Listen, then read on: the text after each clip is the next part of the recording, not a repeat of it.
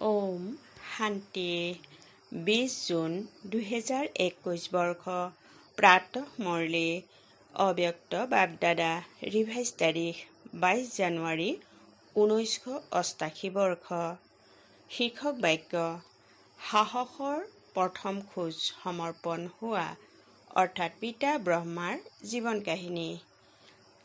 আজি স্নেহৰ সাগৰ বাপদাদাই নিজৰ স্নেহী সন্তানসকলক দেখি হৰ্ষিত হৈ আছে। প্ৰত্যেক স্নেহী আত্মাৰ এটাই লগন আছে, শ্ৰেষ্ঠ সংকল্প আছে যে আমি সকলো পিতাৰ সমান হওঁ, স্নেহত সমাহিত হৈ যাওঁ। স্নেহত সমাহিত হৈ যোৱা অৰ্থাৎ পিতাৰ সমান হোৱা। সকলোৱে অন্তৰত এইটো দৃঢ় সংকল্প আছে যে আমি বাপদাদাৰ দ্বাৰা প্ৰাপ্ত স্নেহ, শক্তিশালী প্ৰতিপালন আৰু সীমাহীন অবিনাশী সম্পদৰ প্ৰতিদান অৱশ্যে দিব লাগে। প্ৰতিদানত কি দিবা? অন্তৰৰ স্নেহৰ বাহিৰে তোমালোকৰ লগত আছেই বা কি? যি আছে সেয়াও পিতাই দিয়া, সেয়া কি দিবা? পিতাৰ সমান হোৱা, এয়াই প্ৰতিদান আৰু এইটো সকলোৱে দিব পাৰা। বাপদাদাই চাই আছিল যে আজিকালি সকলোৰে অন্তৰত বিশেষকৈ পিতা ব্ৰহ্মাৰ স্মৃতি বেছিকৈ উদয় হয়। স্মৃতি শৰীৰৰ নহয়, কিন্তু চৰিত্ৰৰ বিশেষত্বৰ স্মৃতি, কিয়নো অলৌকিক ব্ৰাহ্মণ জীৱন জ্ঞানস্বৰূপ জীৱন হয়। জ্ঞানস্বৰূপ জীৱন হোৱাৰ বাবে দেহৰ স্মৃতিয়েও দুখৰ লহৰ নানিব। অজ্ঞানী জীৱনত কাৰোবাক স্মৰণ কৰিলে সন্মুখত দেহ আহিব, দেহৰ সম্বন্ধৰ কাৰণে দুখ অনুভৱ হ'ব। কিন্তু তোমালোক ব্ৰাহ্মণ সন্তানসকলৰ পিতাৰ স্মৃতি আহিলেই সামৰ্থ্য আহি যায় যে আমিও পিতাৰ সমান হ'বই লাগিব। অলৌকিক পিতাৰ স্মৃতিয়ে সামৰ্থ্য অৰ্থাৎ শক্তি দিয়ে। যদিও কোনো কোনো সন্তানে অন্তৰৰ স্নেহ নয়নৰ মুকুতাৰ দ্বাৰা প্ৰকট কৰে, কিন্তু দুখৰ চকুলো নহয়, বিয়োগৰ চকুলো নহয়, এয়া স্নেহৰ মুকুতা। অন্তৰৰ মিলনৰ স্নেহ আছে, বিয়োগী নহয়, কিন্তু ৰাজযোগী হয়। কিয়নো অন্তৰৰ সঁচা স্নেহে শক্তি দিয়ে যে অতি সোনকালে প্ৰথমে মই পিতাৰ প্ৰতিদান দিওঁ। প্ৰতিদান দিয়া অৰ্থাৎ সমান হোৱা। এইটো বিধিৰহে নিজৰ স্নেহী পিতাৰ লগত থকা মিঠা ঘৰলৈ অৰ্থাৎ পৰমধামলৈ উভতিম, অৰ্থাৎ লগত উভতি যাম। প্ৰতিদান দিবও লাগে আৰু পিতাৰ লগত উভতি যাবও লাগে। সেয়েহে তোমালোকৰ স্নেহ আৰু স্মৃতি হৈছে জগতৰ প্ৰতি উপৰাম আৰু পিতাৰ স্নেহী হোৱা। গতিকে বাপদাদাই সন্তানসকলক সমৰ্থ হোৱাৰ সংকল্প, সমান হোৱাৰ উৎসাহ চাই আছিল। পিতা ব্ৰহ্মাৰ বিশেষত্বসমূহ চাই আছিল। যদি পিতা ব্ৰহ্মাৰ বিশেষত্বসমূহ বৰ্ণনা কৰা যায় তেন্তে কিমান হ'ব? প্ৰতিটো খোজত বিশেষত্ব আছিল। সংকল্পটো সকলোকে বিশেষ কৰি তোলাৰ সকলো সময়তে উৎসাহ উদ্দীপনা আছিল। নিজৰ বৃত্তিৰ দ্বাৰা প্ৰত্যেক আত্মাক উৎসাহিত বা উৎসাহ উদ্দীপনাত অনা এইটো বিশেষত্ব সদায়ে প্ৰত্যক্ষ ৰূপত দেখা গৈছিল। বাণীৰ দ্বাৰা সাহস দিওঁতা, আশাহীনক আশীৰ্বাদ কৰি তোলোতা, নিৰ্বল আত্মাক উড়ন্ত কলাৰ বিধিৰে উৰাওঁতা, সেৱাৰ যোগ্য কৰি তোলোতা, প্ৰতিটো বাণী অমূল্য, মধুৰ, যুক্তিযুক্ত আছিল। এনেদৰে কৰ্মত সন্তানসকলৰ সৈতে প্ৰতিটো কৰ্মত সংগী হৈ কৰ্মযোগী কৰি তুলিলে। কেৱল সাক্ষী হৈ চাওঁতা নহয়, কিন্তু স্থূল কৰ্মৰ সমস্ত অনুভৱ বাবাই কৈছে, স্থূল কৰ্মৰ মহত্ব অনুভৱ কৰাবৰ বাবে কৰ্মটো সংগী হ'ল।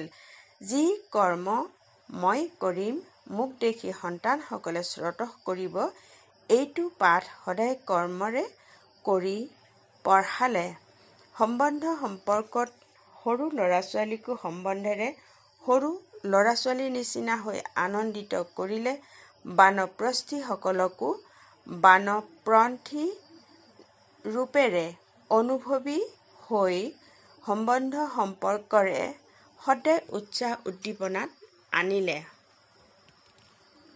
বালকৰ সৈতে বালকৰ ৰূপত, যুৱকৰ সৈতে যুৱকৰ ৰূপত, বয়সৰ সৈতে বয়সৰ ৰূপত সদায় আগবঢ়াই নিলে।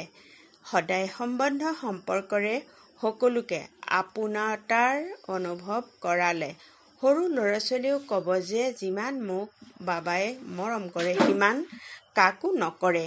গতিকে প্ৰত্যেককে ইমান মৰম দিলে যে সকলোৱে ভাবিলে যে বাবা মোৰ হয়। এয়া হ'ল সম্বন্ধ সম্পৰ্কৰ বিশেষত্ব। চাওঁতে প্ৰত্যেক আত্মাৰ বিশেষত্ব বা গুণক চালে, কিন্তু চিন্তা কৰোঁতে চোৱা সদায় এইটো জানিও যে এওঁ অন্তিম নম্বৰৰ মণি, কিন্তু এনেকুৱা নম্বৰৰ প্ৰতিও সদায় আগবাঢ়ক। এনেকৈ সকলো আত্মাৰ প্ৰতি শুভ চিন্তক হৈ থাকিল। এনেকুৱা বিশেষত্ব সকলো সন্তানে অনুভৱ কৰিলে। এই সকলোবোৰ কথাত সমান হোৱাৰ অৰ্থাৎ পিতাক অনুসৰণ কৰা। এনেকৈ অনুসৰণ কৰা কঠিন নেকি? ইয়াকেই স্নেহ, ইয়াকেই প্ৰতিদান বুলি কোৱা হয়। গতিকে বাপ দাদাই চাই আছিল যে প্ৰত্যেক সন্তানে এতিয়ালৈকে কিমান প্ৰতিদান দিলে। লক্ষ্যটো সকলোৰে আছে, কিন্তু প্ৰত্যক্ষ জীৱনতহে নম্বৰ আছে। সকলোৰে 1 নম্বৰ হ'ব বিচাৰে, 2-3 নম্বৰ হোৱাটো কোনেও পচন্দ নকৰিব। এইটো লক্ষ্য শক্তিশালী ভাল হয়, কিন্তু লক্ষ্য আৰু লক্ষণ সমান হোৱা, এয়াই হৈছে সমান হোৱা। ইয়াৰ বাবে যিদৰে পিতা ব্ৰহ্মাই সাহসৰ কোনটো প্ৰথম খোজ দিলে, যিটো খোজেৰে আদিৰে পৰা পদমা-পদম ভাগ্যশালী অনুভৱ কৰিলে। সাহসৰ প্ৰথম খোজ সকলো কাষতে, সকলো কথাতে সমৰ্পণতা। সকলো সমৰ্পণ কৰিলে, একো নাভাবিলে যে কি হ'ব কেনেকৈ হ'ব। 1 ছেকেণ্ডত পিতাৰ শ্ৰেষ্ঠ মত অনুসৰি পিতাই যি ইংগিত দিলে, পিতাৰ ইংগিত আৰু ব্ৰহ্মাৰ কৰ্ম বা খোজ, ইয়াকেই কোৱা হয় সাকাৰ। বাবাই কৈছে ইয়াকেই কোৱা হয় সাহসৰ প্ৰথম খোজ। শৰীৰকো সমৰ্পণ কৰিলে, মনকো সদায় মন্মনাভৱ বৃদ্ধিৰে সিদ্ধিৰ স্বৰূপ কৰিলে। সেইবাবে মন অৰ্থাৎ প্ৰতিটো সংকল্প সিদ্ধ অৰ্থাৎ সফলতা স্বৰূপ হ'ল। ধনক ভৱিষ্যতৰ কোনো চিন্তা নকৰাকৈ নিশ্চিন্ত হৈ ধন সম্পত্তি বাবাই কৈছে ধন সমৰ্পিত কৰিলে, কিয়নো নিশ্চয় আছিল যে এয়া দিয়া নহয়, কিন্তু পদমাপদম গুণ লোৱা হয়। এনেকৈ সম্বন্ধকো সমৰ্পিত কৰিলে, অৰ্থাৎ লৌকিকক অলৌকিকক সম্বন্ধলৈ পৰিৱৰ্তন কৰিলে, এৰি নিদিলে। কল্যাণ কৰিলে, পৰিৱৰ্তন কৰিলে। মই ভাৱৰ বুদ্ধি, অভিমানৰ বুদ্ধি সমৰ্পণ কৰিলে। সেয়েহে সদায় তন মন ধন বুদ্ধিৰে নিৰ্মল শীতল সুখদায়ী হৈ গ'ল। লৌকিক পৰিয়াল আৰু জগতৰ অপৰিচিত আত্মাসকলৰ পৰা যেনেকুৱাই পৰিস্থিতি আহিল, কিন্তু সংকল্পটো সপোনতো কেতিয়াও সংশয়ৰ সূক্ষ্ম স্বৰূপ সংকল্প মাত্ৰও বিচলিত নহ'ল। ব্ৰহ্মাৰ বিশেষ এইটো কথাত চমৎকাৰ আছিল যে তোমালোক সকলোৰে আগত সাকাৰ ৰূপত পিতা ব্ৰহ্মাৰ উদাহৰণ আছিল, কিন্তু ব্ৰহ্মাৰ আগত কোনো সাকাৰ উদাহৰণ নাছিল। কেৱল অতল নিশ্চয় পিতাৰ শ্ৰীমতৰ আধাৰ আছিল। তোমালোকৰ বাবেতো বহুত সহজ, আৰু যিয়ে যিমান পাছত আহিছে তেওঁলোকৰ সমান বা তেওঁলোকৰ কাৰণে আৰু সহজ, কিয়নো অনেক আত্মাৰ পৰিৱৰ্তনৰ শ্ৰেষ্ঠ জীৱন তোমালোকৰ আগত উদাহৰণৰূপে আছে। এইটো কৰিব লাগে, হ'ব লাগে, স্পষ্ট হৈ আছে। সেইবাবে তোমালোকৰ কিয়, কি প্ৰশ্ন উদয় হোৱাৰ মাত্ৰা নাই। সকলো দেখি আছা, কিন্তু ব্ৰহ্মাৰ আগত প্ৰশ্ন উদয় হোৱাৰ মাত্ৰা আছিল। কি কৰিব লাগে, আগলৈ কি হ'ব, শুদ্ধ কৰি আছো নে অশুদ্ধ কৰি আছো?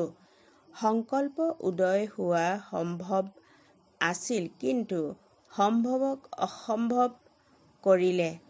এক বল, এক ভৰসা, ইয়াৰ আধাৰতে নিশ্চয় বুদ্ধিৰ প্ৰথম নম্বৰৰ বিজয়ী হৈ গ'ল।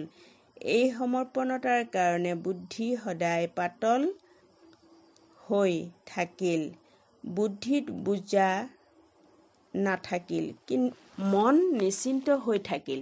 চেহেৰাত সদায় নিশ্চিন্ত বাদশ্বাহৰ চিহ্ন স্পষ্টকৈ দেখা গ'ল। ৩৫০ গৰাকী সন্তান আৰু খাবলৈ আটা নাই, আৰু সময়মতে সন্তানসকলক খাদ্য খুৱাব লাগে তেন্তে ভাবা, এনেকুৱা অৱস্থাত কোনোবা নিশ্চিন্ত হৈ থাকিব পাৰেনে? ১ বজাত বেল বাজে আৰু ১১ বজালৈকে আটা নাই। কোন নিশ্চিন্ত হৈ থাকিব পাৰে? এনেকুৱা অৱস্থাতো হৰ্ষিত অচল হৈ আছিল। এয়া পিতাৰ অৰ্থাৎ শিৱ বাবাৰ দায়িত্ব, মোৰ সাহস। মই পিতাৰ, তেন্তে সন্তান সকলো পিতাৰ। মই নিমিত্ত হওঁ, এনেকৈ নিশ্চয় আৰু নিশ্চিন্ত হৈ কোন থাকিব পাৰে? মন বুদ্ধিৰে সমৰ্পিত আত্মা যদি নিজৰ বুদ্ধি চলালাহেঁতেন যে নাজানো কি হ'ব, সকলো ভোকতে থাকিতো নাযায়, এয়াতো নহয়, সেয়াতো নহয়, এনেকুৱা ব্যৰ্থ সংকল্প বা সংশয়ৰ মাত্ৰা থকা স্বত্বেও সমৰ্থ সংকল্প চলিল যে সদায় পিতা ৰক্ষক হয়, কল্যাণকাৰী হয়। এইটো সমৰ্পণ হোৱাৰ বিশেষত্ব। গতিকে যিদৰে পিতা ব্ৰহ্মাই সমৰ্পণ হোৱাৰ প্ৰথম খোজ সাহসৰ দিলে, সেইদৰে পিতাক অনুসৰণ কৰা। নিশ্চয় বিজয় অৱশ্যে হ'ব। গতিকে সময়ত আটাও আহি গ'ল, বেলো বাজিল আৰু উত্তীৰ্ণ হৈ গ'ল। ইয়াক কোৱা হয় প্ৰশ্নবোধক চিন, অৰ্থাৎ বেকা ৰাস্তা নলৈ সদায় কল্যাণৰ বিন্দু লগোৱা। যদি চিহ্ন অৰ্থাৎ ফুলষ্টপ এইটো বিধিৰে সহজো হ'ব আৰু সিদ্ধিও প্ৰাপ্ত হ'ব, তেন্তে এয়া আছিল ব্ৰহ্মাৰ চমৎকাৰ। আজি প্ৰথম এটা খোজ শুনালো, চিন্তাৰ বোজাৰ পৰা নিশ্চিন্ত হৈ যোৱা। ইয়াকেই কোৱা হয় স্নেহৰ প্ৰতিদান দিয়া। বাৰু, সদায় প্ৰতিটো খোজত পিতাক অনুসৰণ কৰোঁতা, প্ৰতিটো খোজত স্নেহৰ প্ৰতিদান দিওঁতা, সদায় নিশ্চয় বুদ্ধিৰ হৈ নিশ্চিন্ত বাদশ্বাহ হৈ থাকোঁতা, মন, বাণী, কৰ্ম সম্বন্ধত পিতাৰ সমান হওঁতা, সদায় শুভচিন্তক, সদায় প্ৰত্যেকৰ বিশেষত্বক চাওঁতা, প্ৰত্যেক আত্মাক সদায় আগবঢ়াই নিওঁতা, এনেকুৱা পিতাৰ সমান সন্তানসকলক পিতাৰ স্নেহ সম্পন্ন স্মৰণ আৰু নমস্কাৰ। দৰাৰ লগত মিলন।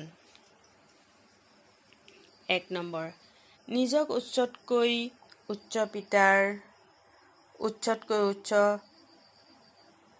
ব্ৰাহ্মণ আত্মা বুলি ভাবানে? ব্ৰাহ্মণ সকলোতকৈ উচ্চ বুলি গায়ন কৰা হয়। উচ্চতাৰ চিহ্ন সদায় ব্ৰাহ্মণৰ টিকনি দেখুৱায়। জগতৰ লোকসকলে নামধাৰী ব্ৰাহ্মণসকলৰ চিহ্ন টিকনিডাল দেখুৱাই দিছে। গতিকে টিকনি ৰাখোঁতা নহয়, কিন্তু উচ্চ স্থিতিত থাকোঁতা তেওঁলোকে স্থূল চিহ্ন দেখুৱাই দিছে। বাস্তৱত হৈছে উচ্চ স্থিতিত থাকোঁতা। ব্ৰাহ্মণকে পুৰুষোত্তম বুলি কোৱা হয়। পুৰুষোত্তম অৰ্থাৎ পুৰুষৰ ভিতৰত উত্তম, সাধাৰণ মনুষ্য আত্মাতকৈ উত্তম, এনেকুৱা পুৰুষোত্তম হোৱা নহয়। পুৰুষ বুলি আত্মাকো কোৱা হয়।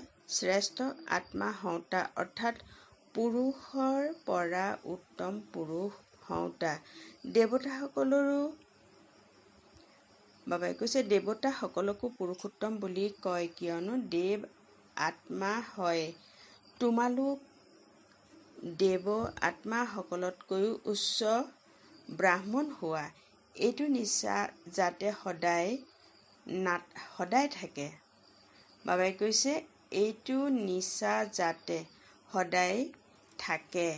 এইটো নিচা যাতে সদায় থাকে, অন্যথাই বিচাৰ সাগৰ বা অন্যই নিচাৰ বাবে কম কৰা।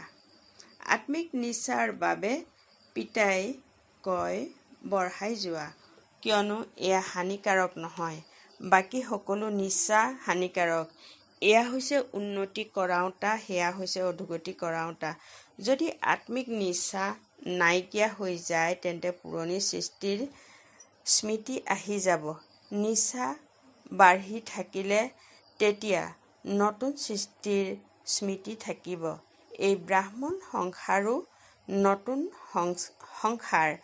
সত্যযুগতকৈও এই সংসাৰ অতি শ্ৰেষ্ঠ। গতিকে সদায় এইটো স্মৃতিৰে আগবাঢ়ি গৈ থাকা। নম্বৰ 2, সদায় নিজক বিশ্ব ৰচয়িতা পিতাৰ শ্ৰেষ্ঠ ৰচনা বুলি অনুভৱ কৰানে? ব্ৰাহ্মণ জীৱন অৰ্থাৎ বিশ্ব ৰচয়িতাৰ শ্ৰেষ্ঠ ৰচনা। প্ৰত্যেকেই পিতাৰ প্ৰত্যক্ষ ৰচনা। এইটো নিশ্চয় আছেনে?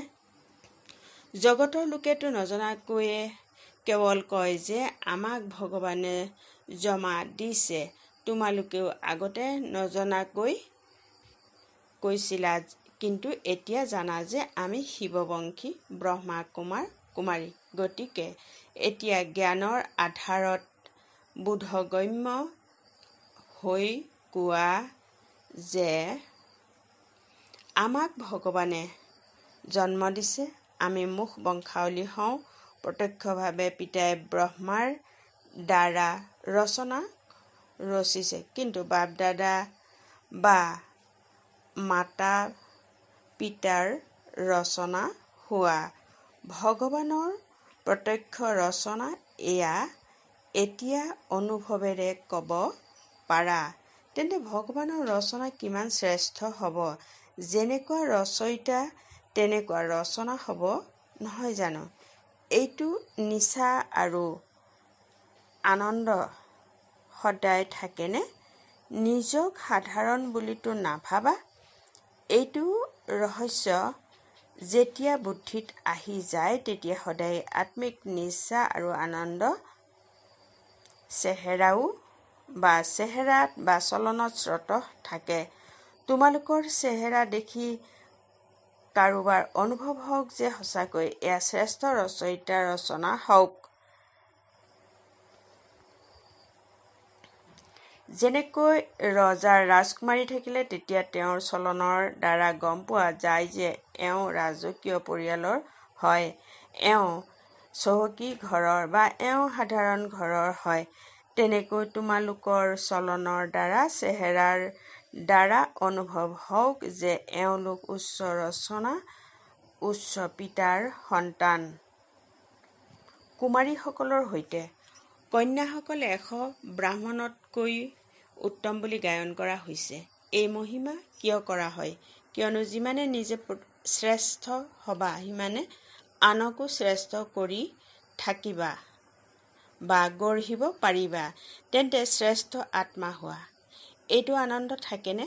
গতিকে কুমাৰীসকল সেৱাধাৰী হৈ সেৱাত আগবাঢ়ি গৈ থাকা, কিয়নো এই সংগম যুগ হয়েই অলপ সময়ৰ যুগ। ইয়াত যিয়ে যিমান কৰিব বিচৰা সিমান কৰিব পাৰা। তেন্তে শ্ৰেষ্ঠ লক্ষ্য আৰু শ্ৰেষ্ঠ লক্ষণধাৰী হোৱা নহয়। য'ত লক্ষ্য আৰু লক্ষণ শ্ৰেষ্ঠ হয় ত'ত প্ৰাপ্তিও সদায় শ্ৰেষ্ঠ অনুভৱ হয়। গতিকে সদায় এই ঈশ্বৰীয় জীৱনৰ ফল আনন্দ আৰু শক্তি দুয়োটা অনুভৱ কৰানে? জগতত আনন্দৰ কাৰণে কিমান খৰচ কৰে, তথাপিও প্ৰাপ্তি নহয়। যদি হয়ও তেতিয়াও অল্পকালৰ, আৰু আনন্দৰ লগে লগে দুখো হ'ব। কিন্তু তোমালোকৰ জীৱন সদায় আনন্দৰ হৈ গ'ল। জগতৰ লোক আনন্দৰ বাবে উত্ৰাৱল, আৰু তোমালোকে আনন্দ প্ৰত্যক্ষ ফলৰ ৰূপত পাই আছা। আনন্দই তোমালোকৰ জীৱনৰ বিশেষত্ব হয়। যদি আনন্দ নাই তেন্তে জীৱন নাই। গতিকে সদায় নিজৰ উন্নতি কৰি আগবাঢ়ি গৈ আছা নহয়? বাপ-দাদা আনন্দিত হয় যে কুমাৰীসকল সময়ত শিক্ষা পঢ়িলে, নহ'লেতো ওলোটা চিৰি উঠি কোৱা নামিবলগীয়া হ'লহেঁতেন। বাবাই কৈছে চিৰি উঠি আকৌ নামিবলগীয়া হ'লহেঁতেন। উঠা আৰু নামা পৰিশ্ৰম হয় নহয় জানো? চোৱা, প্ৰবৃত্তিত থকা সকলেও ব্ৰহ্মা কুমাৰ ব্ৰহ্মা কুমাৰী বুলিয়েই ক'বলগীয়া হয়। ব্ৰহ্মা অৰ্ধ কুমাৰ বুলিতো নকয়। তথাপি কুমাৰ কুমাৰী হলা নহয় জানো? তেন্তে তেওঁলোকে চিৰি নামিলে আৰু তোমালোকে নামিবলগীয়া নহ'ল। বহুত ভাগ্যৱান পোৱা সময়ত পিতাক পাই গ'লা। কুমাৰীসকলে পূজা কৰা হয়। কুমাৰী যেতিয়া গৃহস্থী হৈ যায় তেতিয়া ছাগলী হৈ। বাবাই কৈছে কুমাৰী যেতিয়া গৃহস্থী হৈ যায় তেতিয়া ছাগলী হৈ সকলোৰে আগত নতশিৰ হৈ থাকে। গতিকে বাচি গ'লা নহয়। সেয়েহে সদায় নিজক এনেকুৱা ভাগ্যৱান বুলি বুজি আগবাঢ়ি গৈ থাকা। বাৰু, মাতাসকলৰ সৈতে সকলো শক্তিশালী মাতা হোৱা নহয়, দুৰ্বলটো নোহোৱা। বাপ-দাদাই মাতাসকলৰ পৰা কি বিচাৰে? প্ৰতিগৰাকী মাতাই যাতে জগত মাতা হৈ বিশ্বৰ কল্যাণ কৰে। কিন্তু মাতাসকলে চতুৰালিৰে কাম কৰে। যেতিয়া লৌকিক কাৰ্য হয় তেতিয়া কাৰোবাক নহয় কাৰোবাক নিমিত্ত কৰি ওলাই যায়, আৰু যেতিয়া ঈশ্বৰীয় কাৰ্য হয় তেতিয়া ক'ব সন্তান আছে, কোনে তত্বাৱধান ল'ব? মানৱসকলকতো বাপ-দাদাই কয় তত্বাৱধান লিখি বা তত্বাৱধান ল'ব লাগে, কিয়নো ৰচয়িতা হয়। পাণ্ডৱে শক্তিসকলক আজৰি কৰি দিব লাগে। নাটক অনুসৰি বৰ্তমান সময়ত মাতাসকলে সুযোগ পাইছে। সেইকাৰণে মাতাসকলক আগত ৰাখিব লাগে। এতিয়া বহুত সেৱা কৰিবলগীয়া আছে। গোটেই বিশ্বৰ মালিকক বা গোটেই বিশ্বৰ পৰিৱৰ্তন কৰিব লাগে। তেন্তে সেৱা পূৰা কেনেকৈ কৰিবা? তীব্ৰ গতিৰ আৱশ্যক নহয় জানো? গতিকে পাণ্ডৱে শক্তিসকলক আজৰি কৰি দিয়া যাতে সেৱাকেন্দ্ৰ খুলিব পৰা যায় আৰু আৱাজ শক্তিশালী হয়।